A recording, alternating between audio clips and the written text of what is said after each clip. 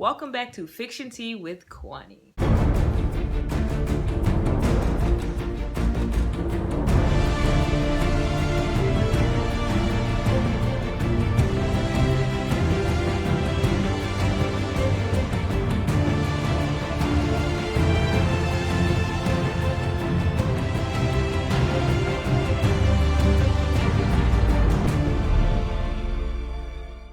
So, today on Fiction Tea with Kwani, we're going to talk about Toy Story 4.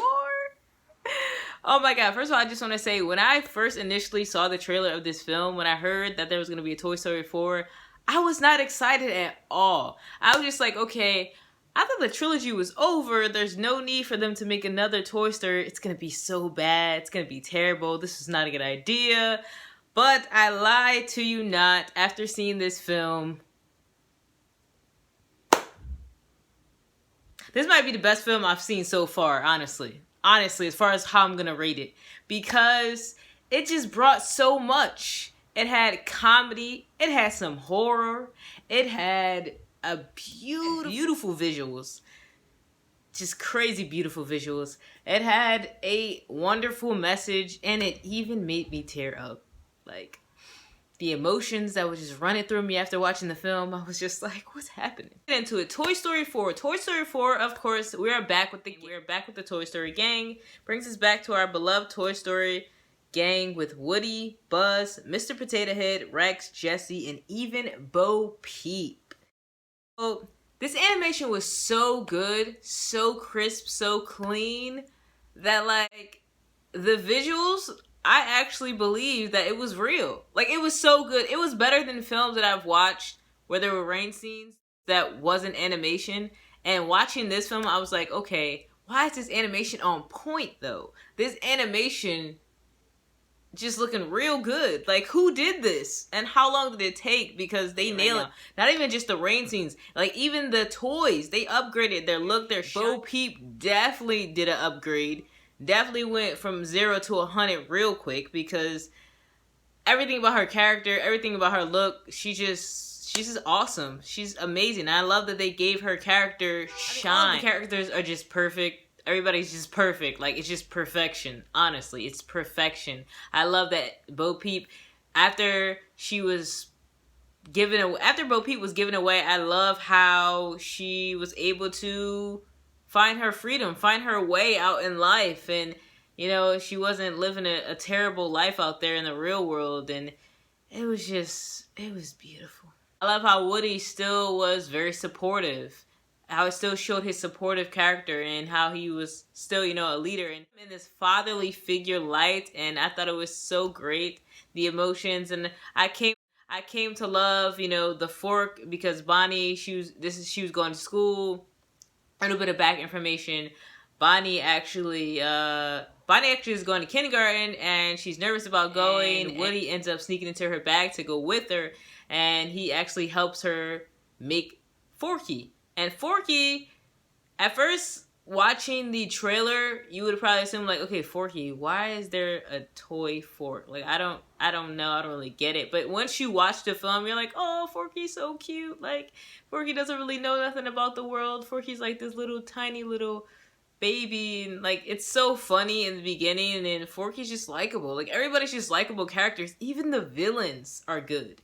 And even the villains come to be likable, except for those puppets. They're pretty creepy. A little girl in the film who wants to be adopted, basically, by one of the kids to be their toy.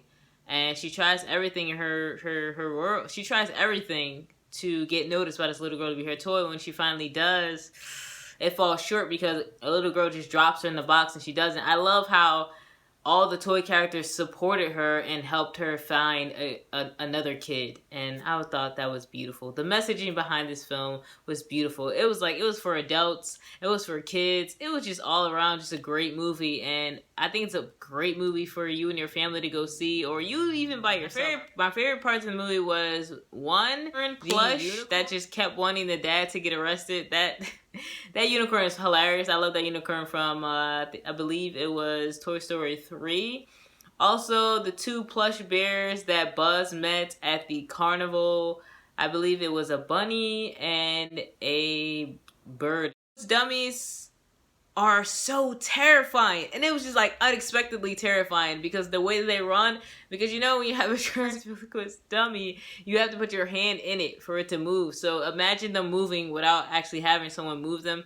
Like the way they animated them running and their creepy little faces, it's just like, it just reminds you of like Annabelle, one of those creepy dolls, and it was great. It was something that you wouldn't have expected for it to have, but you also didn't know that you needed, but you also loved, and you were like, wow, this is great. I love how Toy Story still remained relevant with the characters, even with the villains. It didn't become repeated, and it didn't become boring. There wasn't anything boring in the film. Like, I watched the whole thing through without feeling bored or you know, sometimes you might watch certain scenes in movies and be like, okay, I'm over this, it's boring. But no, that movie was like, yes, I love every moment, every minute of this. Give me more. Yeah, so overall, I loved everything about this film. Everything about it. Down to the salty tears that I literally was holding back from crying.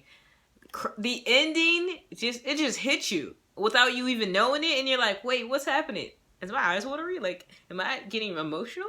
Like, am I sad right now? Like, what's happening? Like, it literally hits you and you're like, wait, this movie, it's so sad. Like, it's so sad. It was happy, but it was also just, like, sad. Literally, like, trying to hold my tears from falling down my face. Like, that's how serious it was. Like, my eyes were so watery and I'm just like, I'm over here crying over a movie about toys. Like, it was that I definitely would watch it again. I would watch that movie again and again and again. I've always been a fan of Toy Story, and I honestly thought it was gonna be bad and was hoping that it wasn't bad because it was Toy Story, and that's like a beloved film, and it was great. I feel like even 10 years from now, if there's still it might keep going. I don't know, it might can. I feel like it could. So I'm going to rate this overall 8 and a 10 out of 10. This movie was great. It's a great film. The horror scenes was just great. I love the dummies and them running in the dark. Psychological thriller. Speaking of thrillers, this is my new book called Rain, freshly made. This is my self-published book, paperback book, Rain. Yes, you see this? So proud. What does it feel like to have a mental illness and labeled a psychopath? To have your family abandon you after your mother's death, call you crazy and a schizo. To have your mother disown your identity, calling you confused. To be blamed for others' mistakes.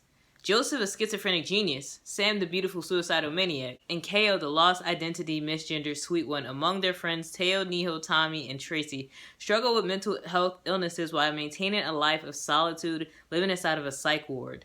Ooh. After living there for several years, losing hope of ever getting out, a new counselor, John Smith, arrives. His arrival soon ignites a questioning in their mind of perhaps we found someone we can trust. Someone who will see the truth of this place.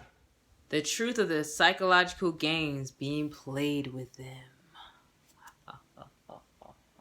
A little bit of back information.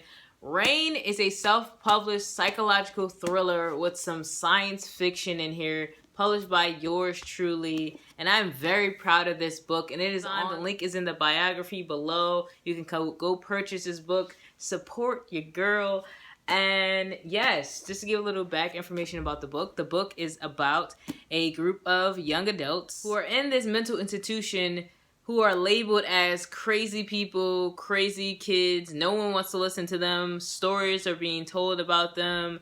And they've lived there for so long, they've given up on life. They felt like, well, no one's going to believe us. This is it for us. And then here comes this young counselor who's trying to help them and trying to figure out what's really going on with them. Is it really mental illness? Is it really something wrong with these kids, or is there something going on with this institution that is convincing them that they're this way?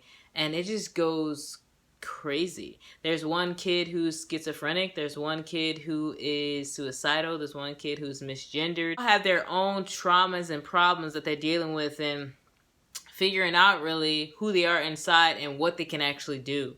And this is just the first series in the series. There's a whole series that I'm going to do for this. This is just part 1. There is also going to be more to it. And as you can see, it's a paperback. I can't believe this is real. This is like real. Like I wrote this. Like this is crazy. This is amazing. Oh my God, I want to cry. I can't believe this. My first book, my baby. Yeah, man, just go buy the book. Buy the book, check it out. Check out the book. Amazon, the link bio below. So, if you like this video, give it a thumbs up. If you are interested in reading this book, as you should be, Rain, click the link below in the box, in the bio. Go straight to Amazon, purchase you a copy on this book, because I'm telling you, the next part of the series is going to be great, and I'm only going to be getting better from here and learning from my mistakes and learning how to just be better and do better. And I'm very proud of this book. I'm very proud of the fact that I made my goal a reality. I made my ideas a reality. And yes, go purchase the book, Rain, and I will see you all next time. Button if you like this video.